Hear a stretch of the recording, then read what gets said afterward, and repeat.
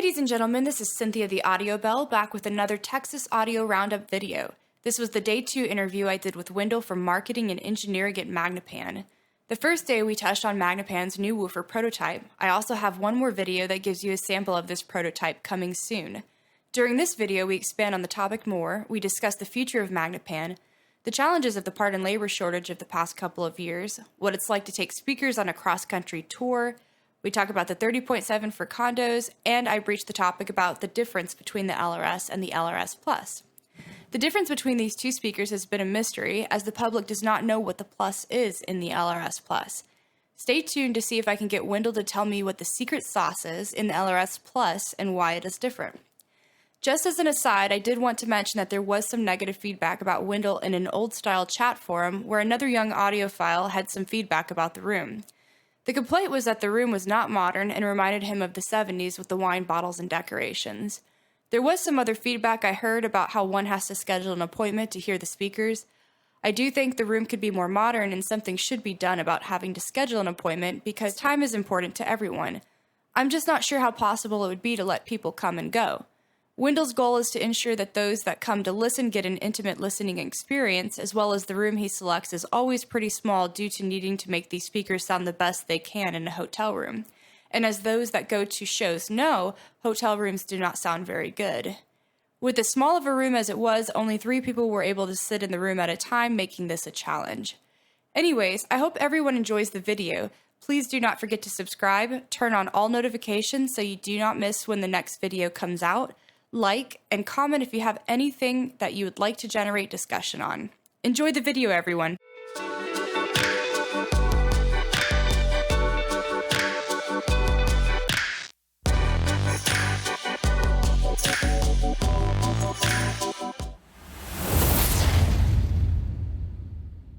So we are on day 2 of the Texas Audio Roundup, and I'm here continuing my discussion with Wendell Diller of Magnepan.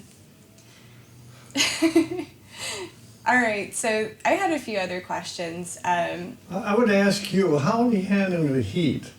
How am I handling the heat? Not very well. I mean, you're from Oklahoma City, and this feels like it's kind of analogous to winter in that I don't want to go out there. I mean, just the other day it was 114 in Oklahoma City, and I couldn't go outside. I couldn't let my dogs outside. They were just going crazy wanting to go outside, but they couldn't. And I don't know, we hadn't experienced, I don't think, that level of heat there. And if we had it, it's been a while because I don't recall. What about you in Minnesota? Well, I don't. The winters don't bother me because I can prepare for it. Sometimes it feels like it's analogous to scuba diving. I mean, by the time you get all the gear for proper protection, I mean, it takes a long time, and you're tempted to just skip it, but then you're going to pay for it. But in this, you can't get away from it. But you live up north, so it shouldn't be that bad, right? Well, I mean, we get some 90-degree days, and we've had some rare ones like 100 and humid, but it is quite rare. But when you came over to my house, else. I was worried what the effect it would have on a show. Well, actually, that was one of my questions. I was wondering how you go about one of these North American tours, and how do you combat the elements when you're like packing up speakers and stuff, especially with heat or cold weather. Cold weather is not a problem. I mean, cold weather makes you want to move faster. Mm-hmm. You prefer it. When it's this hot, you just want to stop. It's like you're really sluggish and lethargic, and you don't want to do anything. But they do have good air conditioning here in the South. But what do you do in the car when you're packing them up and you're traveling from place to place? Is there? I mean, obviously you're using your AC in your car, but do you have to then take them into each hotel you stay in and then bring them back out, or how do you go about that? I haven't been in this kind of heat on the tours. What have you done on this one? Well, at your house, we brought the stuff in quite quickly. Yeah. So we weren't exposed that long, and your house was very cool, so it really wasn't that bad. The fact is, it's analogous in the sense that you don't want to be exposed too long. but the faster you move, the hotter you get. So anyway, this has been quite an experience. Heat and humidity, wow. Yeah. So, but other than the heat and the humidity, what's it like traveling with speakers and with your wife on the road, doing all Oh, of that's this? fun. I mean, Galena makes it an adventure. I mean, she makes everything an adventure. So, you know, when I started this concept, then, you know, the 30.7, it was like, wow, nobody's going to hear this speaker. It's too big for the dealers to put it on display. I mean, it takes the whole end of a room, and they've got other high-end speakers with sometimes more expensive. And so I thought, this is it's a high point in Magnepan's history, and I think we're going to have to take it on tour. Mm-hmm. But then the first short one I did, I was driving back from Galena I believe, was in Russia at the time, and I was doing this by myself, and I was driving back, and I thought, what have I done? I've nationally committed to this, and it was crazy because all these huge boxes were heavy and cumbersome, and it was really difficult getting up and down stairs. And so I thought, the only way we're going to do this, we're going to have to mechanize it. And so I started working on crates that had wheels, because it was going to be Galena and myself. Mm-hmm. I couldn't count on having somebody to help, because if it's a small store and the owner, we have guests, all the attendees, and he's got to pay attention. Who's going to help us pack up after, right. It's late. You've had a good time. Now it's 10 o'clock or 10:30, and you got to pack up all this stuff.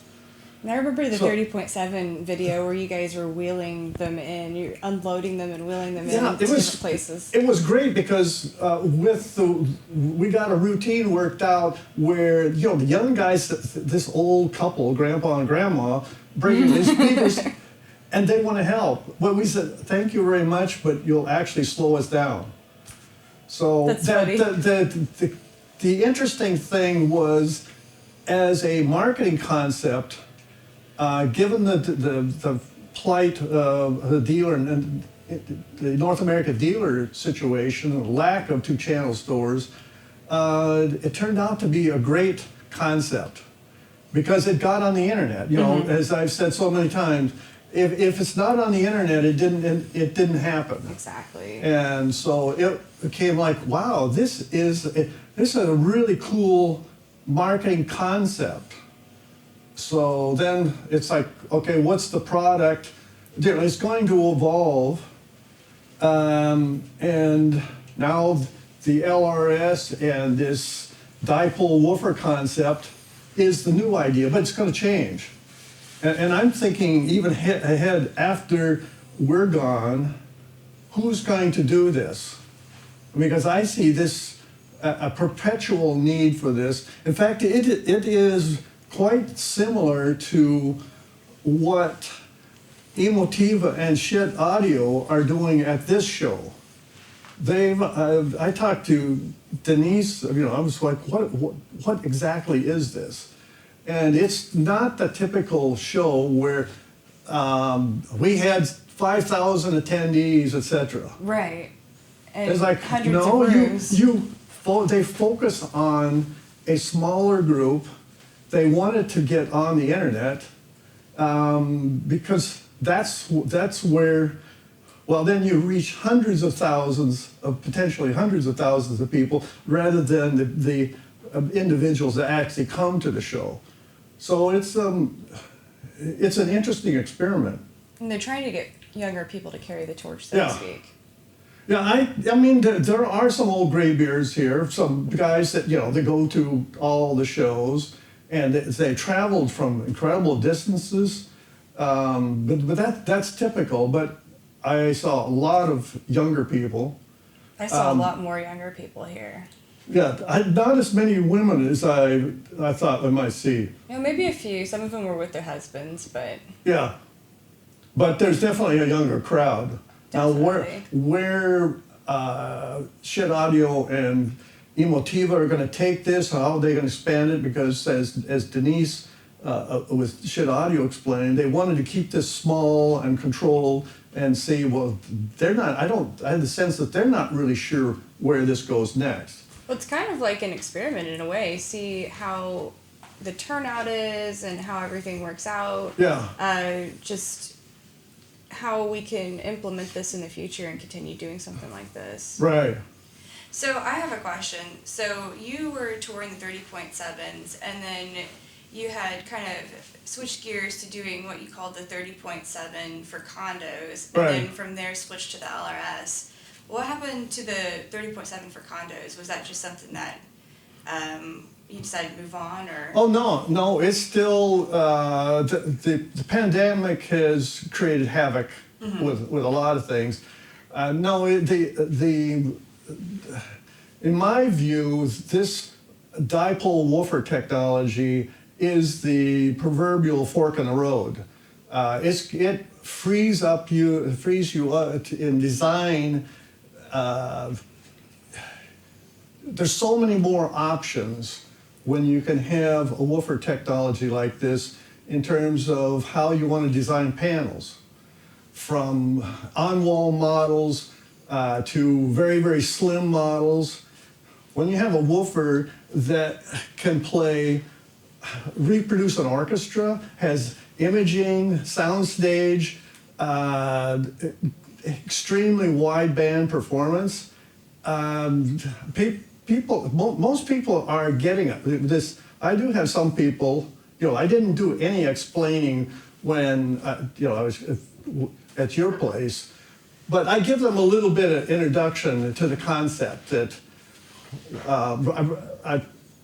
rather than just a mystery demonstration, And plugging everything in, just wondering what's going to happen. Yeah, I give them a little bit of an idea that you've all heard that XYZ woofer is too slow to integrate with a magneplaner. I'm going to do a demonstration of this woofer to show you what ultra wideband performance sounds like, and the question of, can this keep up with the panel wherever it shares the common load? Is it fast enough? And I allude to, you can't, even when you're young, you're lucky if you can hear to 20 kilohertz. Right. Why do you need an amplifier that goes to 100 kilohertz? Well, because it matters, without getting into the details. So people if I have to explain it a little bit, but they understand that this is significant. This is unusual, because you're not going to do this kind of a demonstration with a conventional subwoofer. You won't even attempt it. So it's a new thing to take on the road, but it's going to evolve into other things in the future of whatever we do. But so Glenn and I love it. We go out typically 10 days, 2 weeks at a time. Mm-hmm. We leave the minivan with the last dealer, fly home, and then get caught up at work, and I start planning the next tour. We fly out, pick up, proceed on. That's convenient. Yeah, you don't burn, we pace ourselves when we don't burn out. We've got to get exercise, we've got to get sleep. You don't want to do these long, like a 10-hour day driving a couple of days in a row. You're going to burn out. Yeah. But back to the 30.7 for condos. Are you putting that on the back burner for now? No, no, it's still as fast as we go, but aluminum. It uses a new frame system of extruded aluminum. Oh. Well, guess what? The whole industry, Boeing wants aluminum. So you want an extrusion? It's like, okay, when you place your order, it's going to be 1 year to delivery. What? Well, that's exactly what I was curious about. You have to. How can you do planning when some of your basic I mean, we faced this during all this supply chain disruption. 3M said, the glue you're going to be using, it's going to be it might be a problem. And that was kind of scary.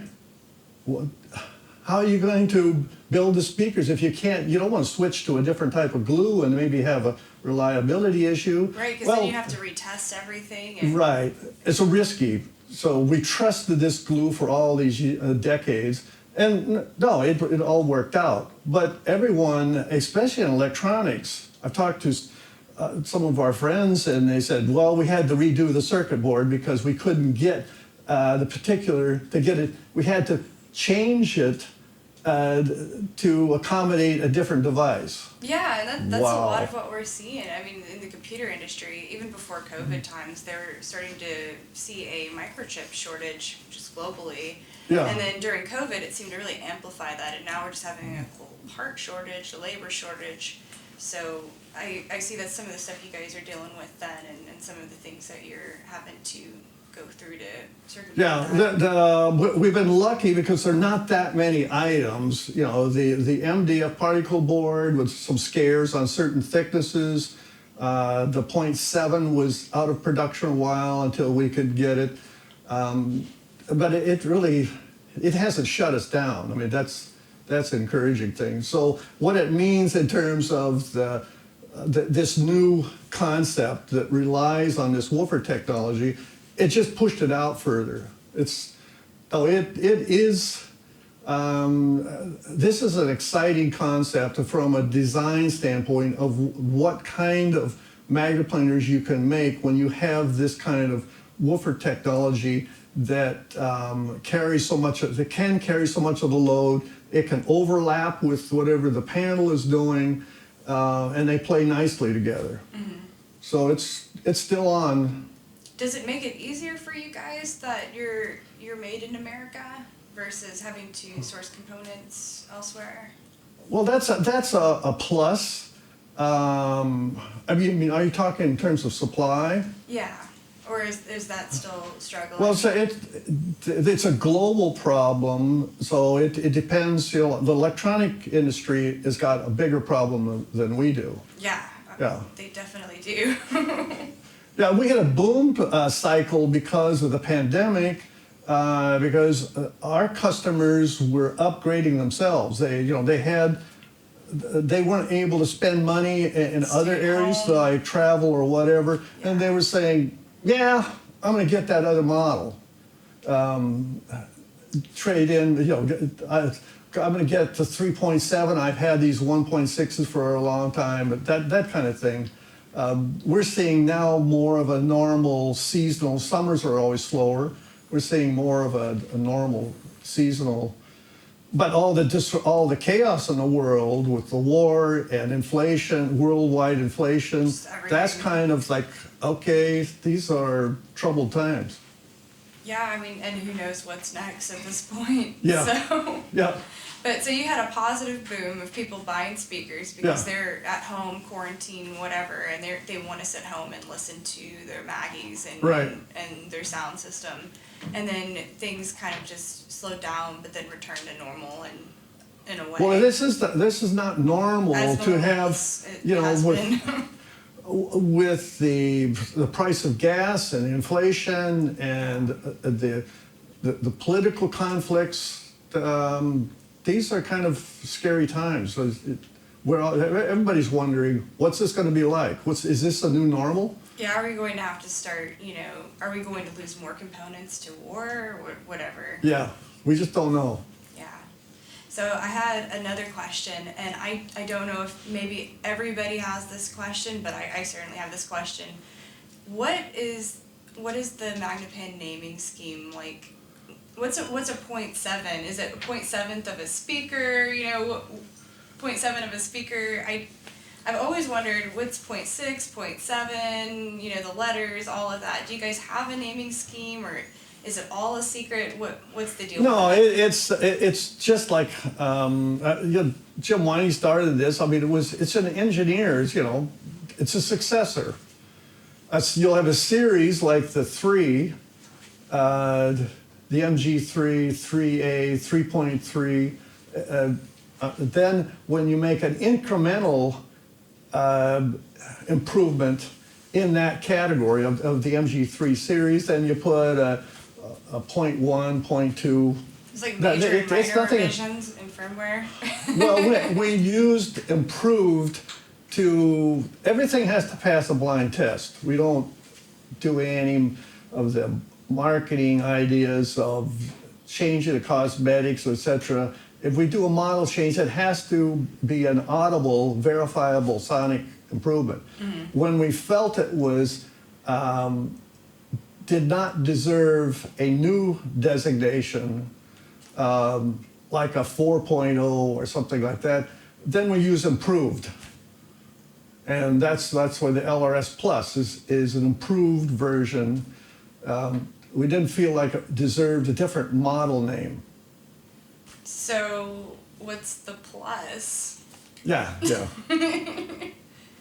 I've heard you say you're not going to get an answer before you ask it. So you got to put me on the spot. I have to. So yeah, you're the press. Okay, so if I'm a customer and are you still selling the LRS, the regular LRS? No, we gave because we had a big back order, we gave the customers an option. Do you want the LRS or pay the difference to get the LRS Plus? Right. So we had to first fulfill the obligation of the people who wanted the LRS, and now we're focused strictly on the LRS Plus, but we're not going to produce the LRS at the same time. So the LRS in the future is going out. It's right. Yeah. Okay. Yeah.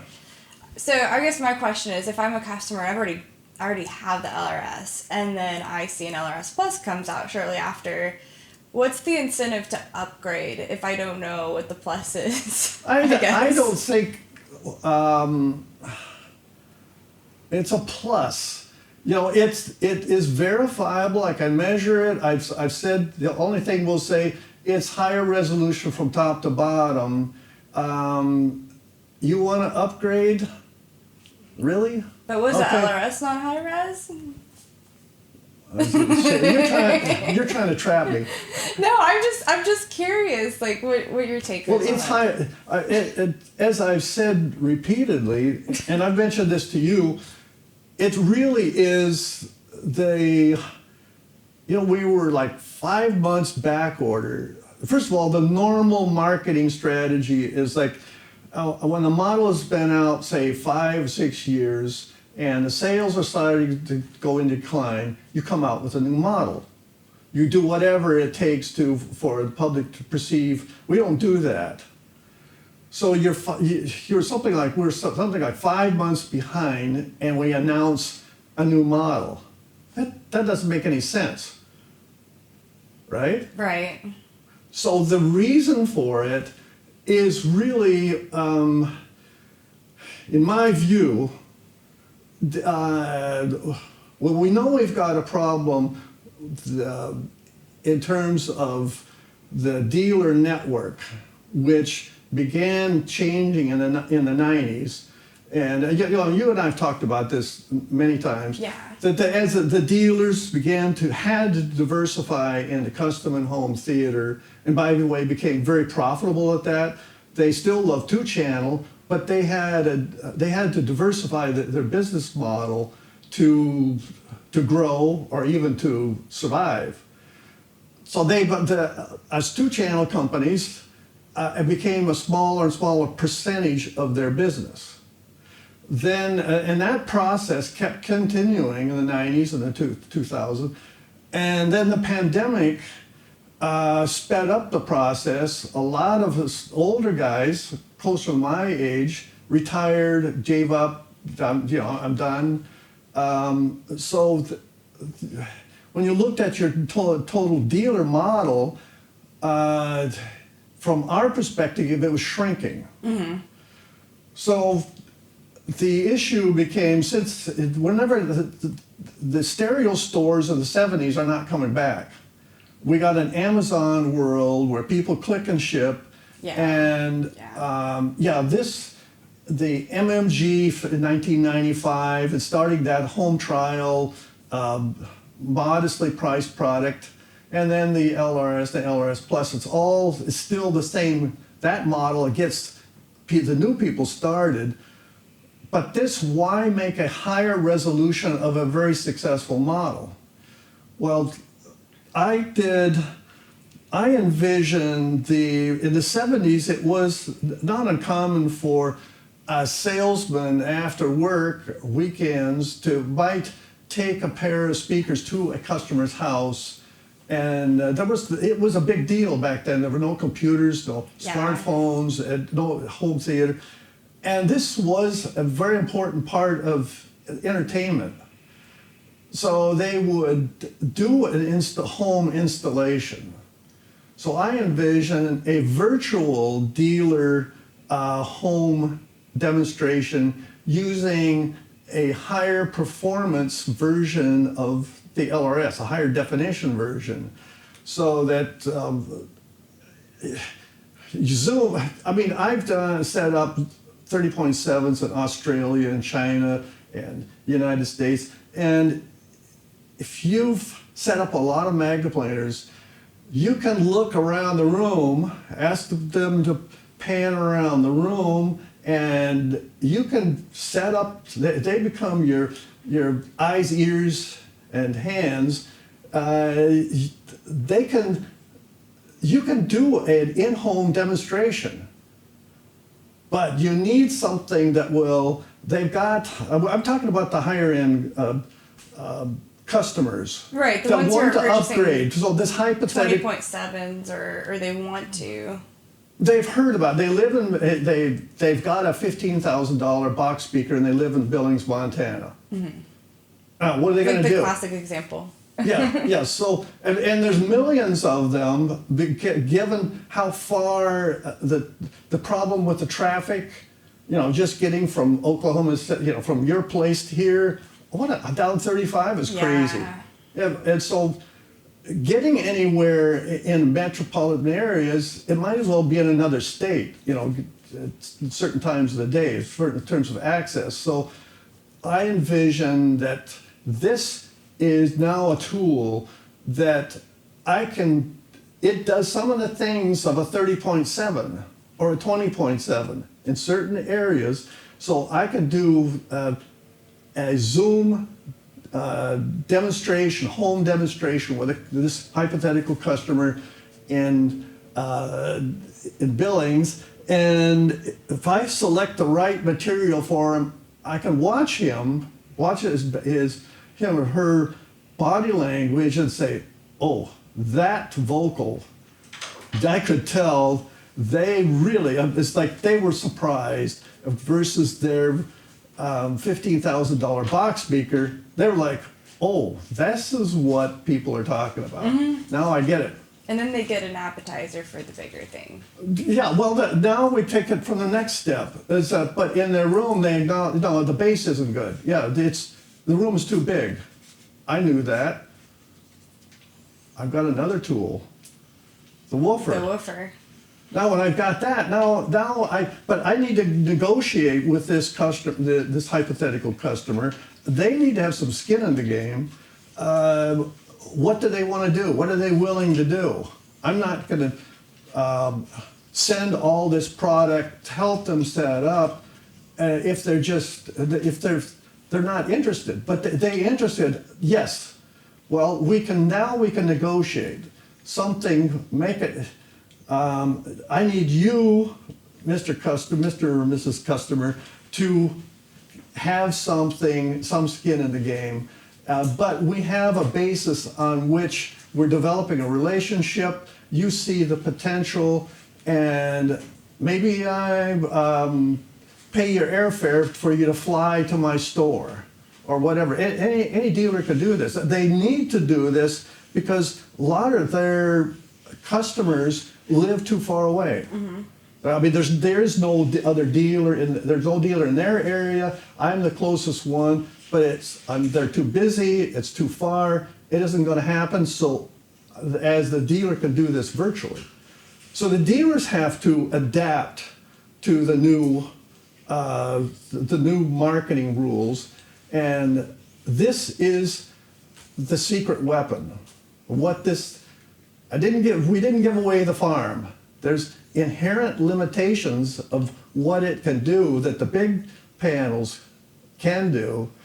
But now between the Woofer and the LRS, I can make a point. I personally can do this because I've done it with the 30.7s on Zoom setups. These tools I don't have the time, but there's a lot of talented people that could do a very compelling demonstration, in-home demonstration for a customer that wants to spend more but can't travel to be able to hear it. Mm-hmm. So that's what the LRS Plus is all about.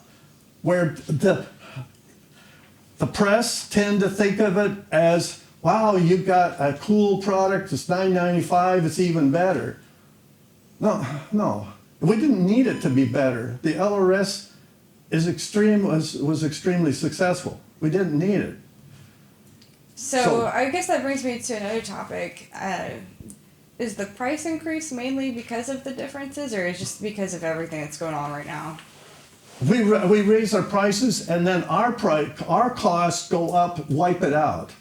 I mean, that's the reality, is that you can't keep absorbing. At some point, when your magnets, the MDF, the fabric, all of this starts going up. Right. Yeah. Well, it makes total sense to me. I was just curious. Well, it's got, the whole country is, it's affecting everyone, especially the middle income buyer.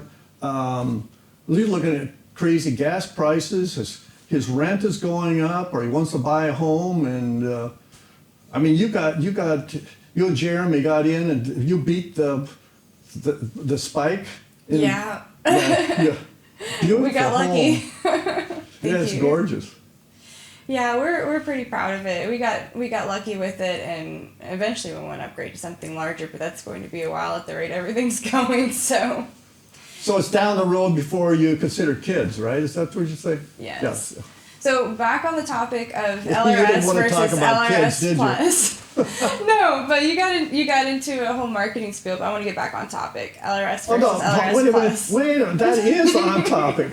Maybe it's not your agenda, but I'm saying you want to know what the LRS Plus is about. It's not a product. Well, so I want to know... I'm exaggerating a point. It's not a product, but it is a product, but it serves a much more important function. Yeah, it does. But that's not what you want to talk about, right? No, what I want to know, and ladies and gentlemen, so he's not going to divulge his secret sauce on the difference between the LRS and LRS Plus. We know that, and that's fine. That's not really what I want. What I want to know is there a benefit? Like, are we upgrading here? So...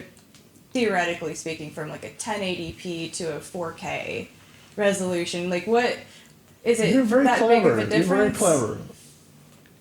I said, I've got it memorized.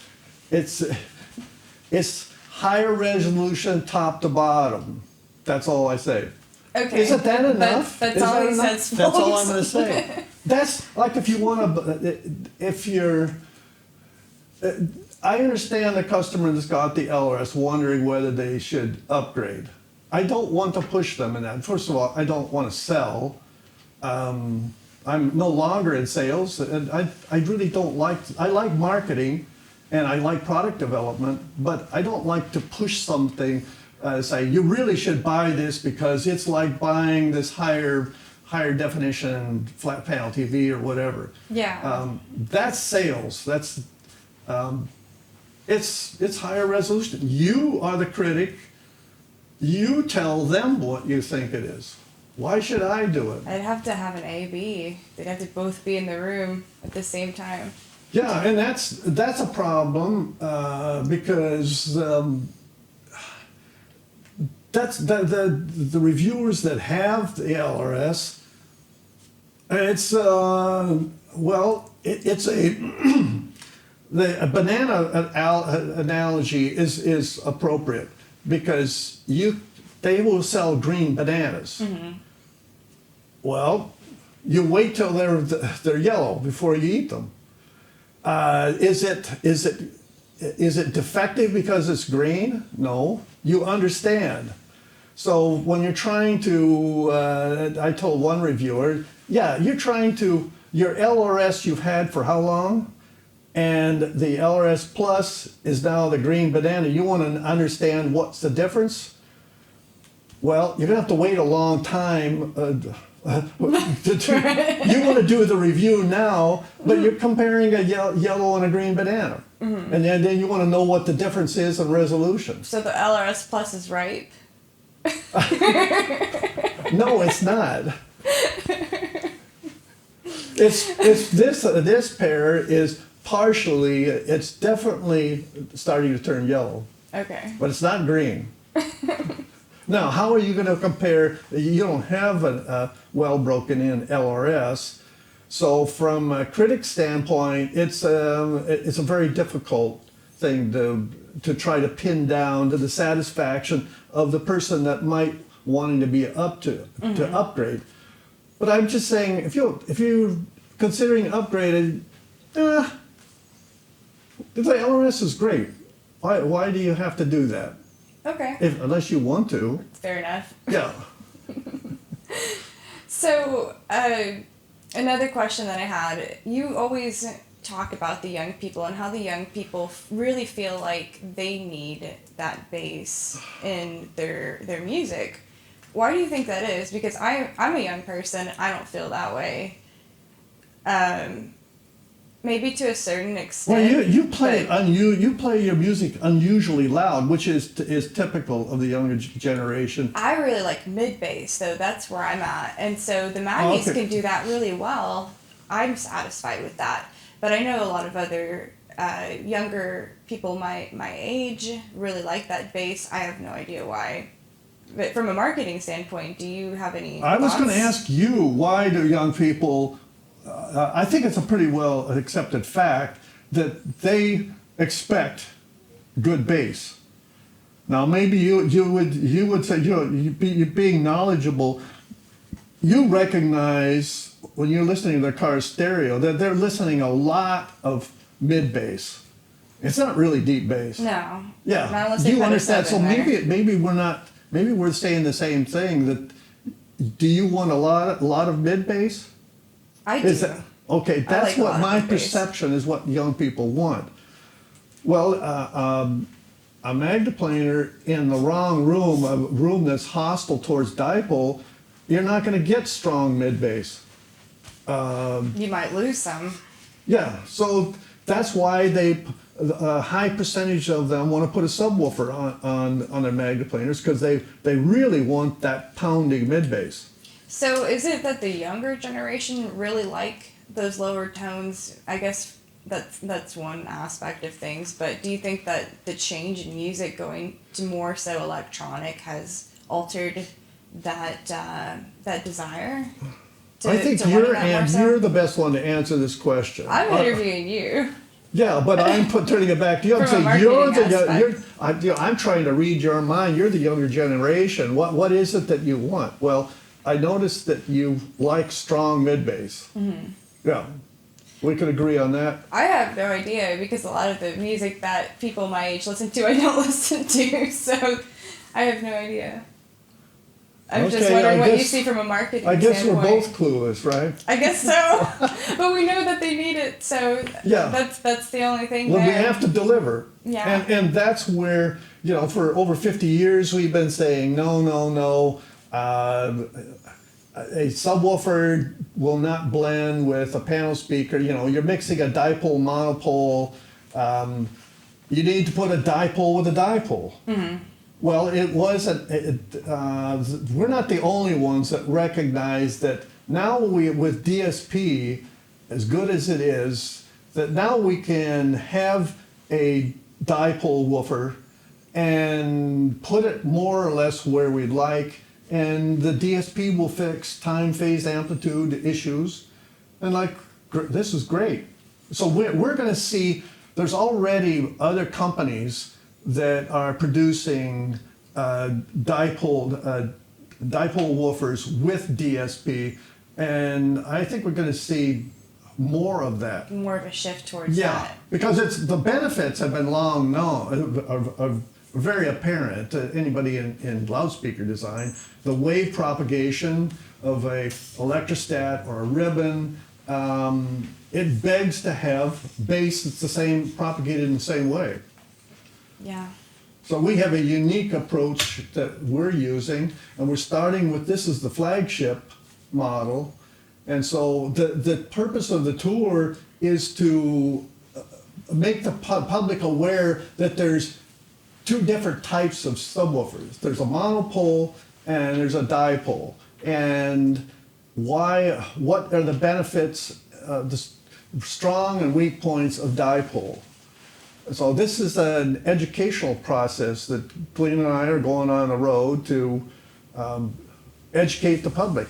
But it really comes down to what this show is about. You know, they didn't invite a lot of people to the show. I was like, what? Mm-hmm. But they're would you call them influencers? That the people they invited? Yeah, I would. Yeah, Just I got more the sense. more so people from, I think all generations really are here. There's definitely a lot more young people, which young people are the future. So Yeah, but to purposely, now maybe they'll change. I can't speak for, you know, I'm trying to learn what they're doing and seeing if it's something that we want to pursue in the future. That's why I came down here for this. But I do recognize that if it's not on the internet, it didn't happen. I've seen this with a 30.7 demonstration we did in the early days with huge crowds, overwhelmed, and there was no one that got in the chat rooms. There was no one there from the audio press. There was no videos.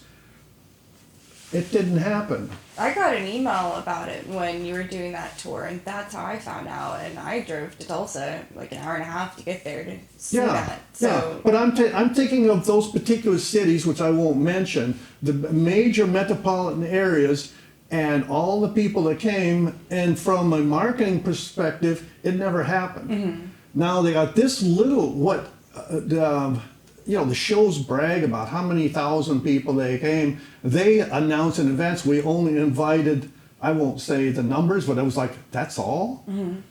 But these are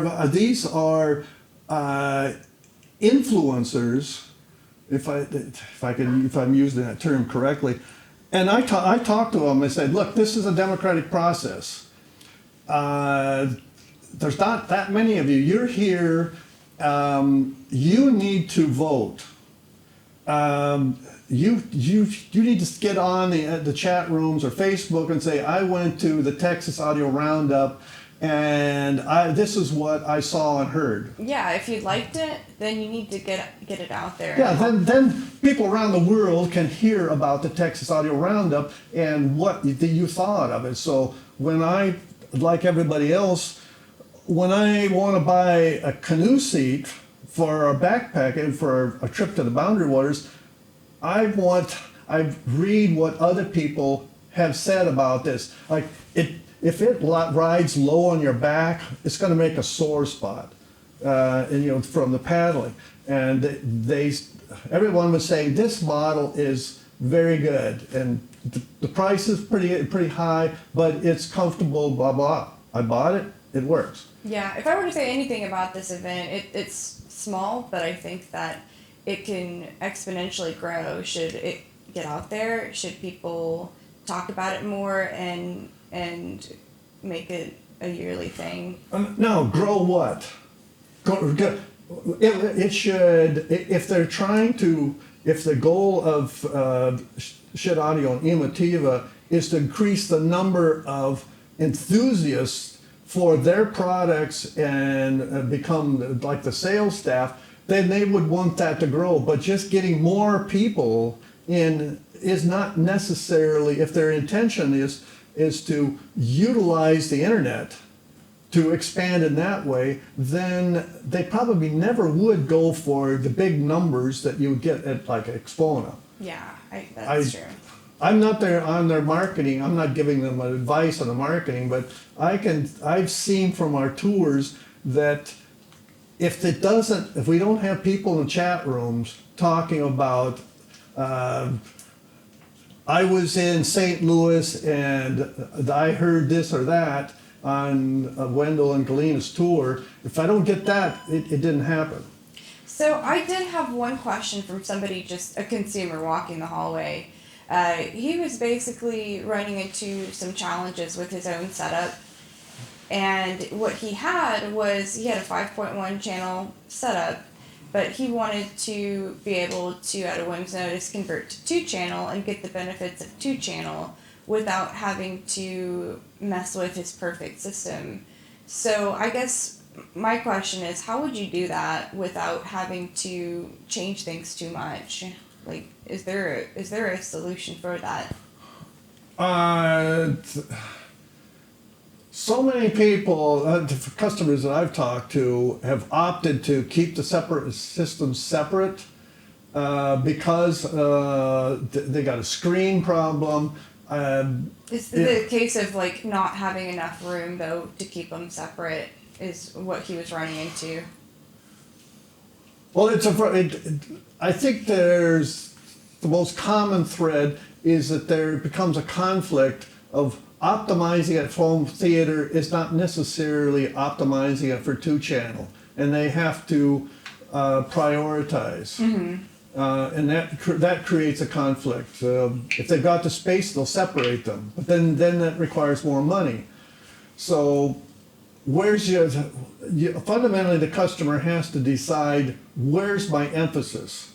If I want to be able to have if 2 channel is important, set it up the best for 2 channel, and then integrate video in a way that doesn't impact your 2 channel.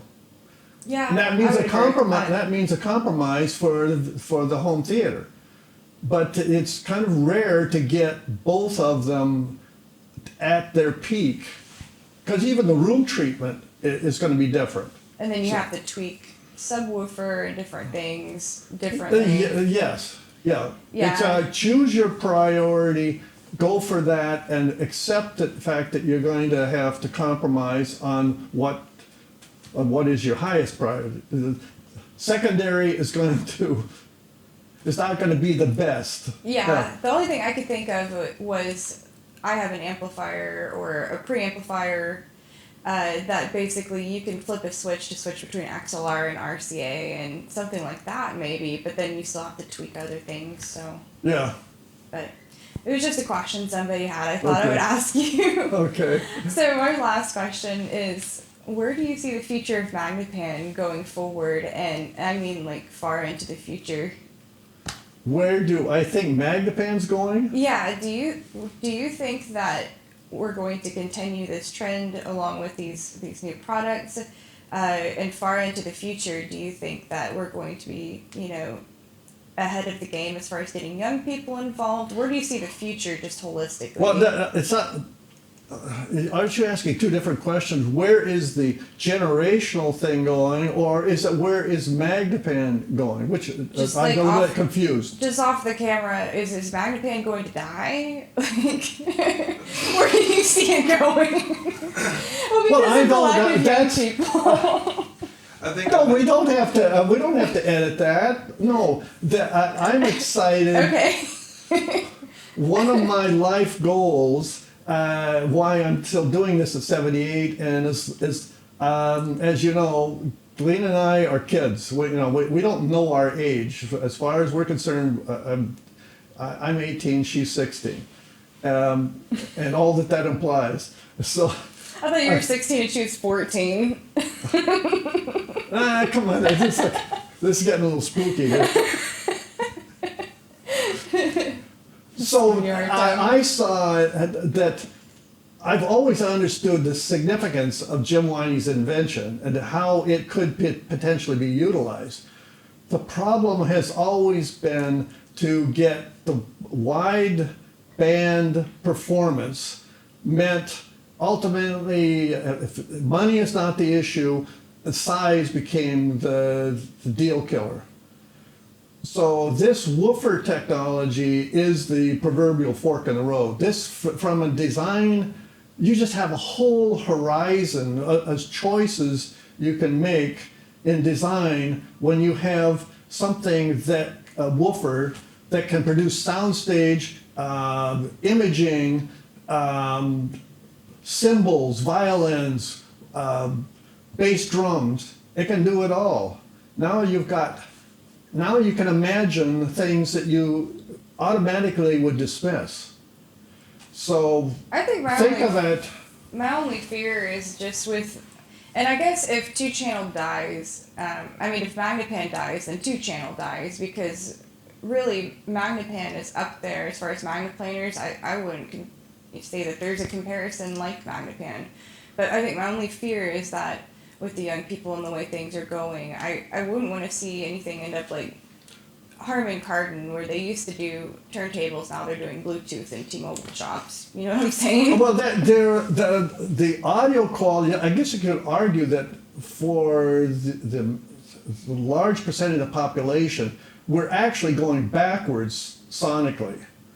So that creates an opportunity that these very convenient devices for music, we had better sound quality than that back in the 70s.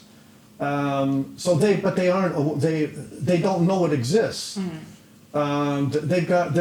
It's like the McDonald's equivalent. It's fast, it's easy, it's pretty good, but you can do a whole lot better. So how the challenge becomes, how do we reach those individuals? Because the young people here, they're shocked. They didn't know that exists. And in their pocket, they've got a computer that's far more powerful than the one that took us to the moon. Yep. But they don't know what is possible. So that's the whole industry has got that problem. So Magnepan has a different challenge in that we couldn't. We have a problem reaching the people and letting them know it exists, and at the higher price points, the people can afford. We need that business too. They're saying, sorry, it's too big. Well, this woofer concept is a game changer for Magnepan. Now we can dream. It's like, tell me what you want, and we'll build it. But you can make what would seem to be an impossible request, and we might be able to deliver. Okay, so then what's your 1-year, 5-year, 10-year goal as far as this goes? Well, this, in terms of my bucket list, this is the big deal. If I get hit by a bus now, it's out there. It just needs, we're starting with a flagship concept, and then we will start going down market with it. But it's all now we can think more crazy thoughts on what this speaker looks like, where it would fit in, especially in small places. We can do it now. It's fun. So I don't want to retire. I still have, as far as I'm concerned, I'm still a young person. I just don't avoid looking. Avoid looking in the mirror. So as long as either your brain fails you or your body fails you, and if neither one, if I could keep going like my parents, like 90 years old, why not? Well, that's a good motto to have. Yeah. I think we're good. I want to stick around seeing my great grandkids. Your adopted great grandkids. Future grandkids.